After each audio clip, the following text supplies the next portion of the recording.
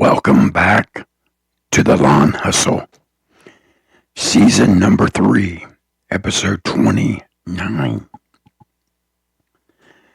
I am your host, Andy Wilson. I own and operate professional lawn maintenance in Newcastle, Indiana. We are the podcast that digs into the everyday grind and hustle in lawn care. In today's episode, we want to discuss a topic that at some point in all of our careers, it has happened. I've watched enough TikToks or Instagram reels to know that I'm not the only one that these things happen to. At some point in your career, you're going to damage something on a client's property. And when it happens, what do you do? How do you react? Let me start off by saying what you don't do. You never want to avoid it.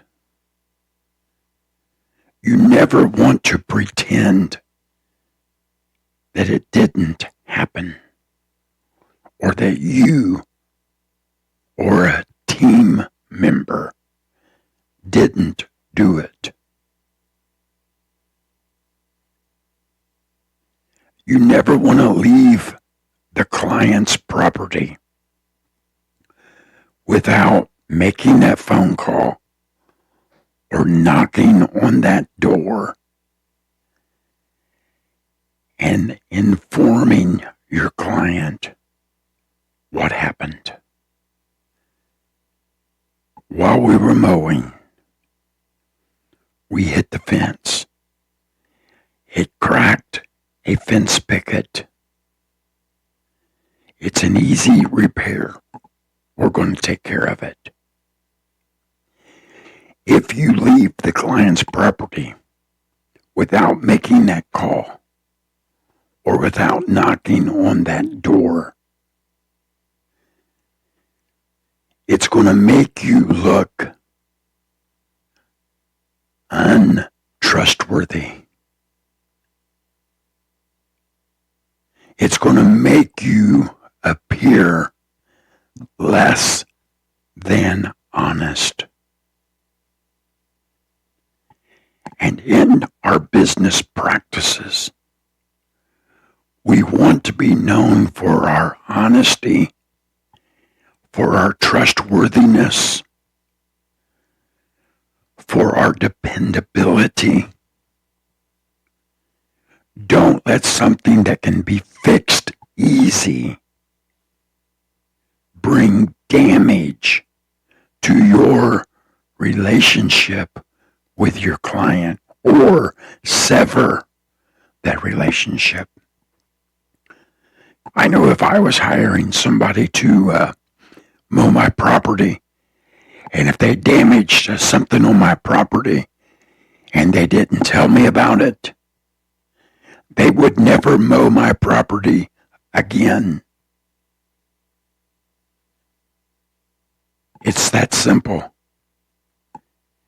If you damage something, be honest, be truthful, be upfront,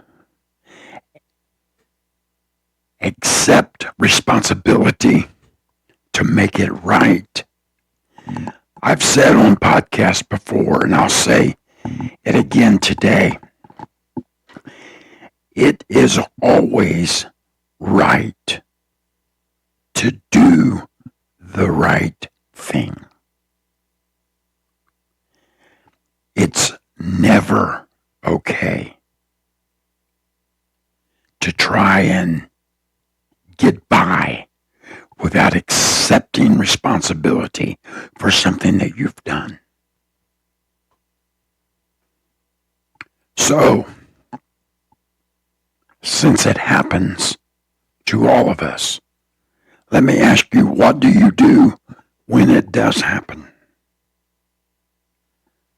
Well, there's only three things you can do. Number one, you repair it. Let's talk about that. If you run into a fence, and maybe it's just a little scratch on a fence picket, maybe you can take some sandpaper and sand it down. Apply a little stain. Everyone's happy. It's the effort that you put forth to correct the problem that can make you or break you. Now let's just use that fence picket example again. Maybe you hit the fence pretty hard, and the wooden fence picket cracks or it breaks a piece off. Obviously, you can't repair that. So the next thing to do is you replace it. If you cannot repair it, and if the item's functionality and appearance is not the same as it was before you hit it, then you need to replace it. A picket costs $2.19.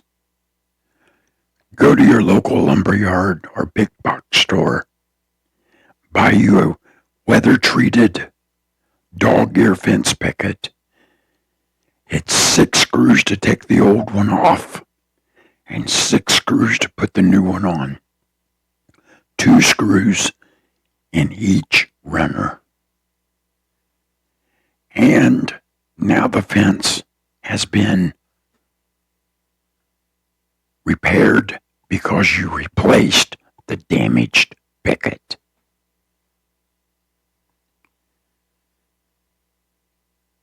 Let me give you a personal example. I mow a property outside of town. And in the backyard of this property is a well.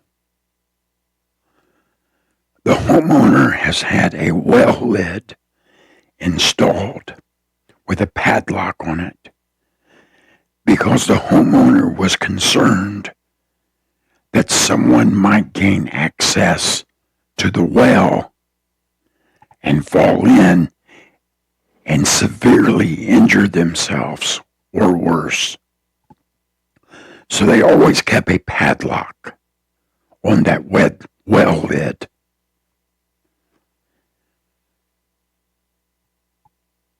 A week goes by, we return to service the property. My brother starts mowing the backyard, making his perimeter cut. He did not see the padlock laying in the grass. Someone had been in the well lid during that week. And instead of replacing or placing the padlock on the well lid, they laid it in the grass.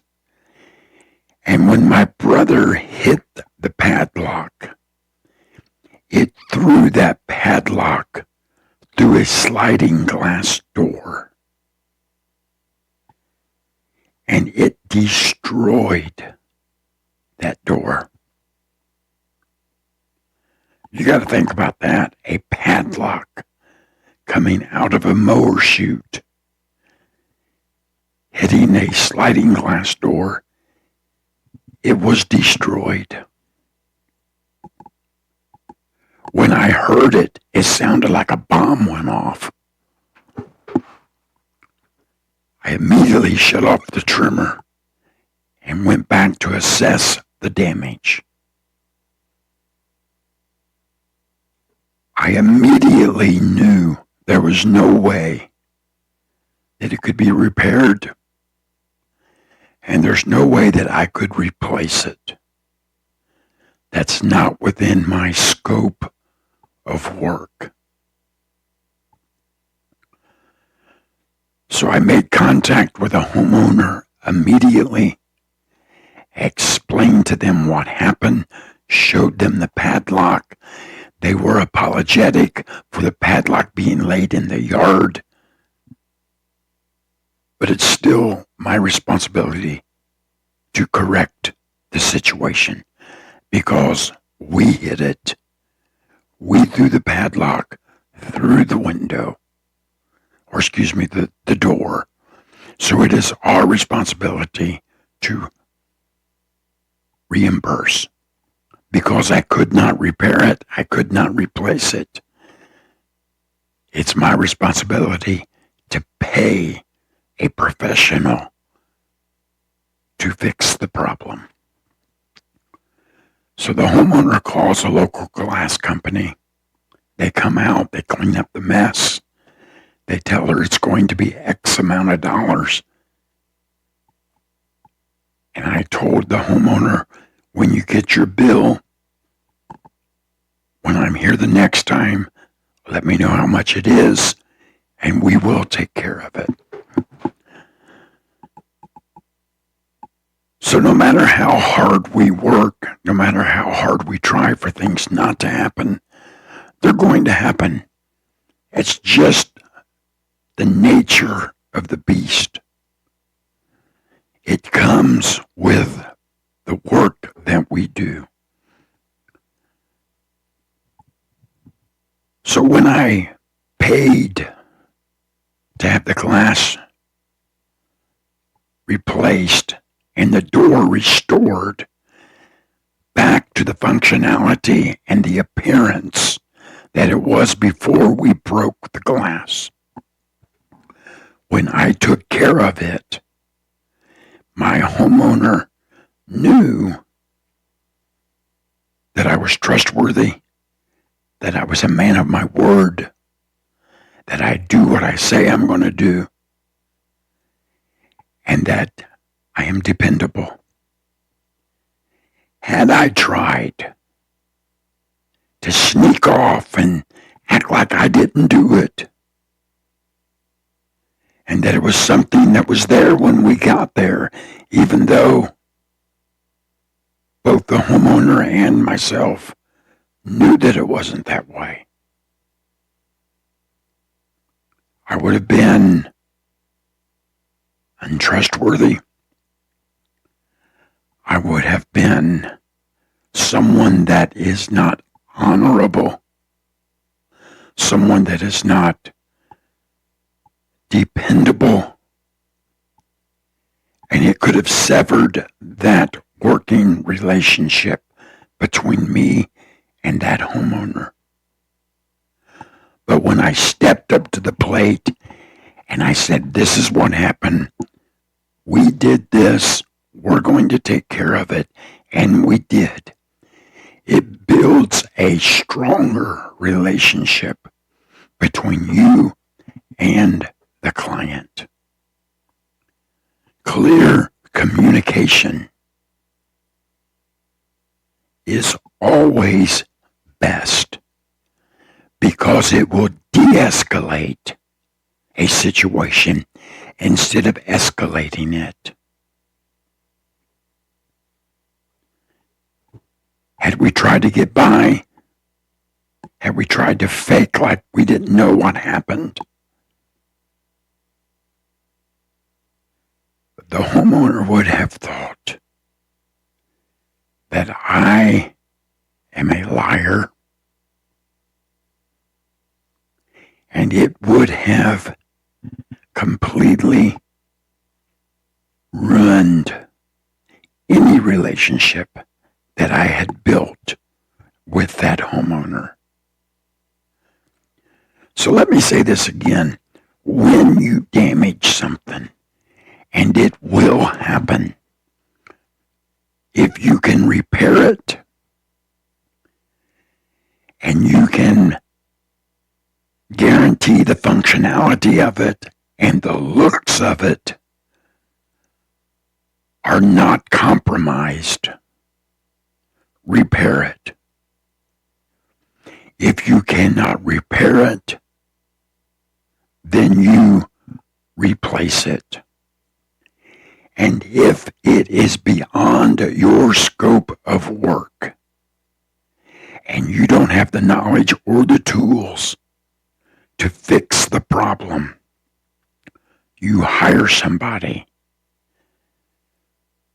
or you have the homeowner hire somebody, and you pay for the work to correct the situation that you caused.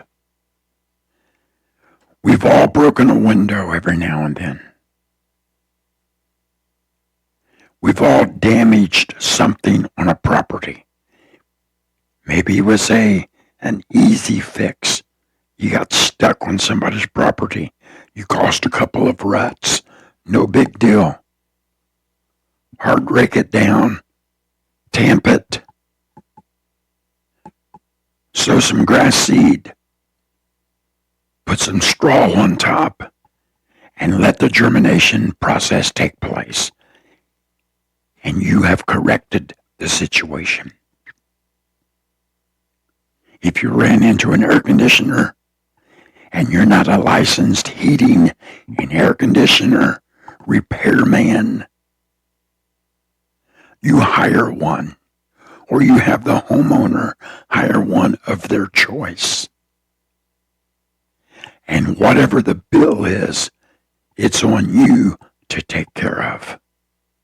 It's only right. And it's always right to do the right thing.